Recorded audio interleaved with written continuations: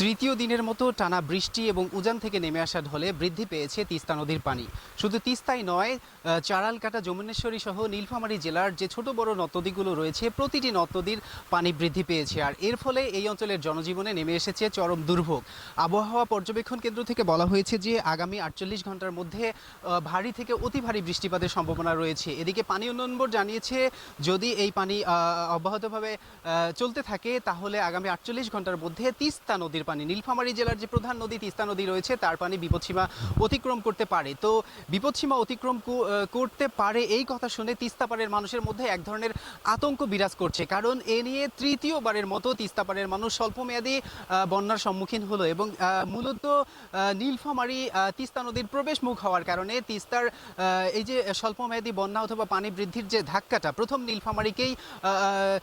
নীলফামারী প্রথম এটার সম্মুখীন হয়। আর আমরা বরাবরই দেখে আসছি যে যখন এই তিস্তা নদীর পানি বৃদ্ধি পায় তখনই প্লাবিত হয় নীলফামারীর নিম্নাঞ্চলগুলো। ডিমলা, জলঢাকা সহ যে 10টি ইউনিয়ন তিস্তা বেষ্টিত রয়েছে এই ইউনিয়নগুলো প্রথমেই প্লাবিত হয় এবং বরাবরই পরবর্তী 24 থেকে 48 ঘন্টার মধ্যেই পানি নিচে নেমে যায়। তো এই যে যখন এই পানি বৃদ্ধি পায় প্লাবিত হয় নিম্নাঞ্চলগুলো এবং যখন এই পানি কমে যায় আবার দেখা দেয় নদী ভাঙন। তো এই যে ভাঙাগড়ার মধ্যেই এক নির্মম বাস্তবতায় যুগের পর যুগ ধরে বসবাস করে আসতে তিস্তা পাড়ের অন্তত 2 কোটি মানুষ। আর তাই এই মানুষগুলোকে যখন আমরা তাদের সমস্যার বিষয়ে কথা বলছিলাম তখন তারা বলছিল যে এই অঞ্চলের মানুষের প্রধান পেশা মূলত কৃষিকাজ এবং গবাদি পশু পালন। তো কৃষিকাজ এখন আসলে তারা আমনের বীজতলা প্রস্তুত করে রেখেছেন আর এই আমনের বীজতলাগুলো বর্তমানে পানির নিচে তলিয়ে রয়েছে। অন্যদিকে গবাদি পশু নিয়েও তারা চরম বিপাকে পড়েছেন, কারণ গবাদি পশুর যে চারণভূমি ঘাসের মাঠগুলো পানির নিচে তলিয়ে গিয়েছে। তো এক প্রকার মানবেতর জীবনযাপন করছে মানুষ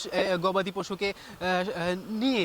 অন্যদিকে আরেকটি দুশ্চিন্তার কথা তারা আমাদেরকে বলছে যে তিস্তা বেষ্টিত যে চলাচলের সড়কগুলো রয়েছে এগুলো আসলে একটু পানি বাড়লেই এগুলো পানির নিচে তলিয়ে যায় এবং পানি কমলেই ভাঙনের শিকার হয় এবং বছরের পর বছর ধরে দীর্ঘস্থায়ী মেরামত না করার কারণে এই বাঁধগুলো হচ্ছে যে নিচু হয়ে গিয়েছে, যে কারণে সামান্য বৃষ্টিতেই পানি নিম্নাঞ্চলে প্রবেশ করে।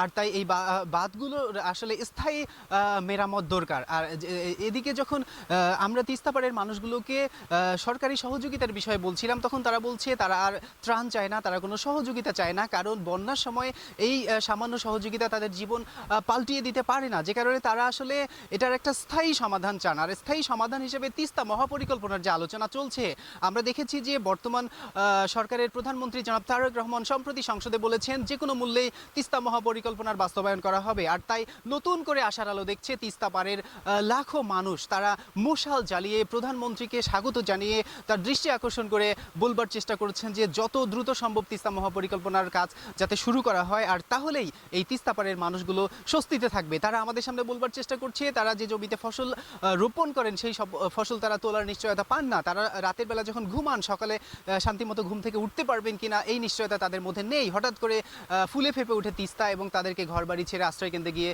ঘুমাতে হয়, যে কারণে তারা আসলে এটার একটা দীর্ঘস্থায়ী সমাধান চান।